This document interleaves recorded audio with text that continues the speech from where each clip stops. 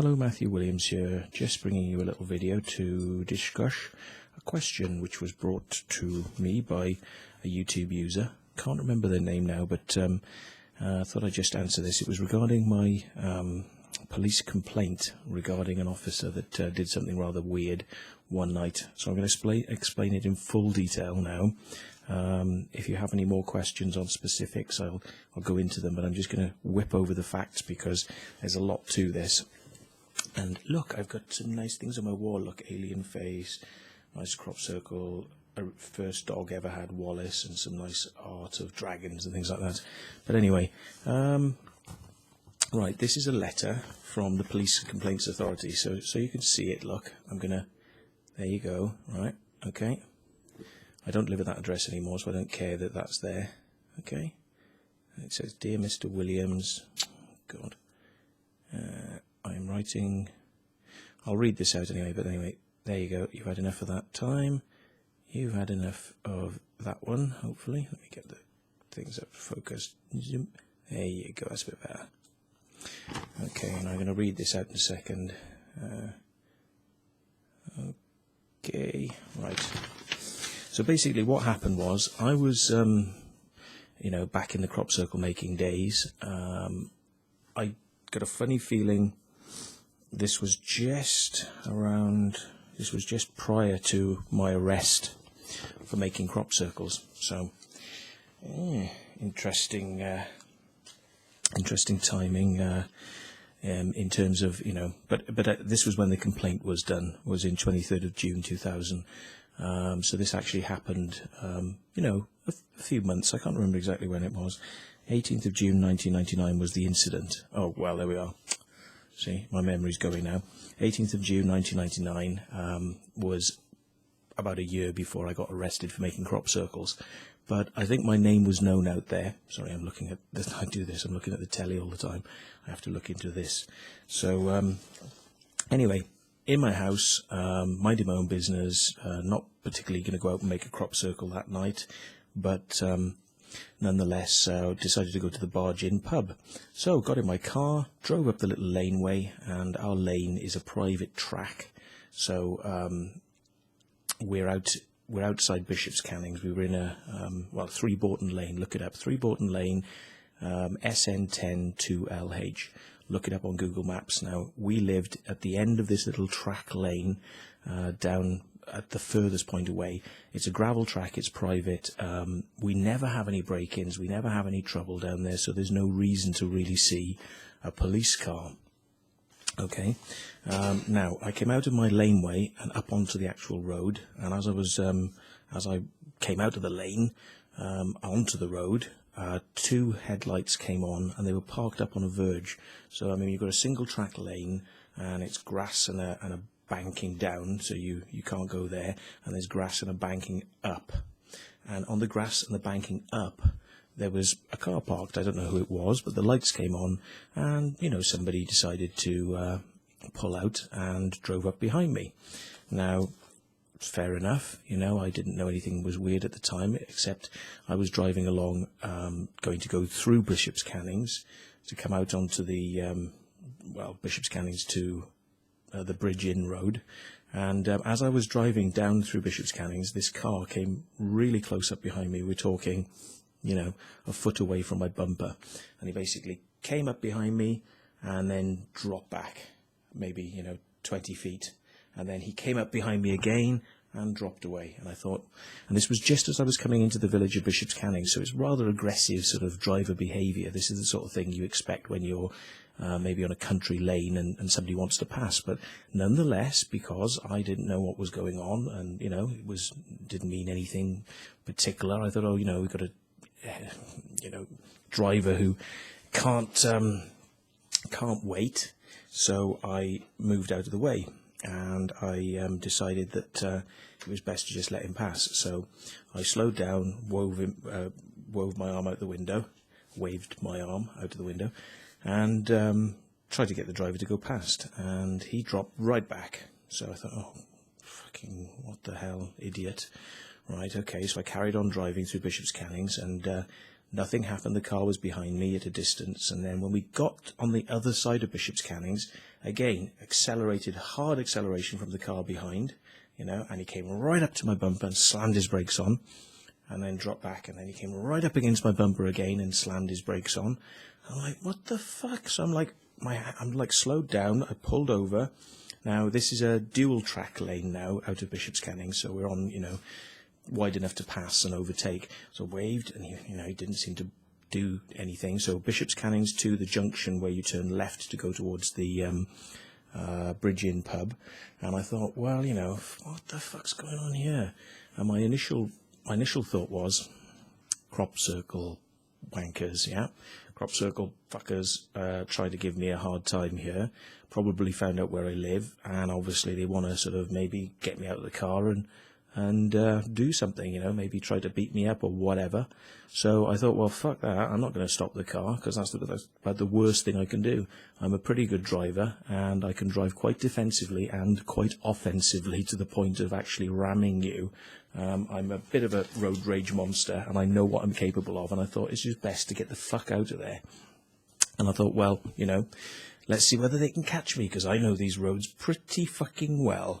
So I put my foot down when we got to the junction and, you know, jumped it over the Humpback Bridge, which is by the Bridge Inn, jumped it over there. Bear in mind, I was only driving a Nissan Micra, 1 litre, but it used to accelerate very well because it was a light car, and I could drive it at ridiculous speeds into corners that a lot of people would probably lose control on in their car. I could drive that car very well, and I knew its limits. So anyway, I'm driving like 60 miles an hour through 30 mile an hour zone, and get through Horton, up across the second Humpback Bridge onto the run, and I'm outpacing and outmaneuvering this car that can't make it through the corners. So I'm keeping ahead by a certain amount, and I'm actually cornering really hard. It's literally like sort of, you know, sort of 70, 80 miles an hour around some of the bends, and screeching it and, you know, putting it on 2 wheels almost. Anyway, so I got all the way up to Alton Barnes. Fucking hell. Don't you just love it? Answer the phone, please. Thank you. Okay, so anyway, it got to the Alton Barnes and the bridge, which is by the Barge Inn pub, and I was thinking, well, you know, I'll just pull into the Barge Inn, and, you know, whoever this prick is, if they want to follow me into the Barge Inn, then fucking great. As I came to the bridge, and I was coming up and over the bridge, this car sort of managing to gain on me and on the straights, but not in the corners, basically. So I was managing to keep ahead of him. And he sort of came up behind me, and I had to slow down because of the bridge. And he came up behind me, and next thing you know, there's blue lights on the top. And I just instantly, my automatic reaction, because I've had a lot of shit with police over the years, we are talking a fucking lot of shit. A fucking lot of shit. And you want to ask me something about the fucking police, yeah? You want to ask me some of my other stories about the police, because this one is just one of fucking many. And there's some stuff I won't tell you about the way that I now deal with the police, okay? Because I have a very different way of dealing with the police these days than I used to back then. Back then I was passive. These days I ain't passive with the way I deal with the police. So, that's just a hint, okay? But anyway, I've never got in trouble for it again. Put it like that. What I do now with the police keeps me out of all the trouble. So, but anyway, talking about this, I pulled into the Barge Inn, and my initial thought, right, this is why I was telling you I've got a very different approach with the police. My initial thought was, fuck this to hell. I can't believe that's a police officer. Fuck this, that's a police car. Why the fuck have they just chased me from my house without their lights on? Why the fuck have they done that? That was dangerous. Why the fuck? Fuck them, there's something wrong with this situation. I'm not stopping. Bollocks. Fuck it, I'm going into the pub. They can follow me, and then, you know, we'll talk about it with some witnesses around. And that's exactly what I did. I slowed right down, and I let the police officer follow me at 3 or 4 miles an hour into the pub car park and out into the campsite area round the back. And I stopped and got out, ready to see the police officer. And there were lots of witnesses, because this was the middle of the summer, and, you know, it was crop circle time, and there were loads of witnesses. And of course, you know, everyone's going to take notice when a police car pulls into the car park. So I got out of the car, expecting this police officer to come up and sort of explain what had gone on. But I was on the offensive basically here, and I said, why have you just chased me from my house? When the police officer got out, I said, why have you just chased me from my house? And he says, I don't know what you're talking about. Why didn't you stop? And I said, no, why did you just chase me through the lanes from my house? You were waiting outside my house. Why did you just wait? Why did you just chase me here? And he just pushed his way past me, and he sort of went, shut up, I don't know what you're talking about. And I said, whoa, you can't push me like that. And he sort of, walked around me, and then he walked towards my car. And I said, what are you doing? And he says, is this your car? And I said, yes, it is my car. And he's like, right then. And I said, hey, wait, what are you doing? You can't go inside my car without my permission. You need to give me a reason why you're searching my car. What's your reason for searching my car? And he just looked at me and he said, just shut up.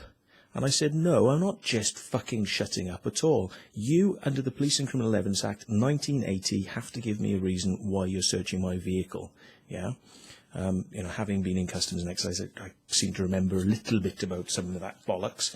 But he seemed a bit sort of taken aback at this. And I said, so you cannot enter my vehicle without giving me a reason, otherwise it's an illegal search.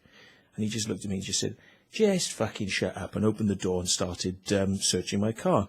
And I said, I have given you fair warning that you are now searching my vehicle illegally with witnesses here.